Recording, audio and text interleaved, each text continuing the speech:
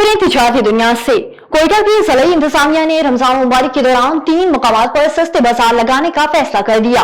Deputy commissioner Quetta lieutenant साद बिन असद की ज़ेर सदारत रमजान मुबारक में सस्ते बाजार का इनकाद और एशिया खुदनोश की कीमतों के तयन के हवाले से इजलास मुनक्किद हुआ।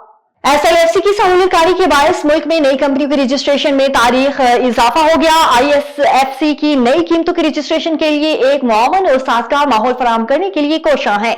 Securities and exchange commission of Pakistan ने जनवरी 2025 में 3442 नई कंपनियों के रजिस्ट्रेशन का रिकॉर्ड कायम किया। और आगे बढ़े आपको बताएं कि IMF ने गवर्नेंस और करप्शन के तशखीसी जायजे के लिए पाकिस्तान के इकदाम की तारीफ कर दी। IMF ने मिशन के हालिया दौरे पाकिस्तान पर बयान जारी कर दिया। अपने हालिया एलामिया के मुताबिक IMF ने कहा है कि हुकूमत पाकिस्तान की संजीदगी और अज़्म को सराहता है। पाकिस्तान के साथ ताउन को आगे बढ़ाने के लिए पुरुम्मीद है। IMF टीम रवां साल के आखिर में दोबारा पाकिस्तान का दौरा करेगी।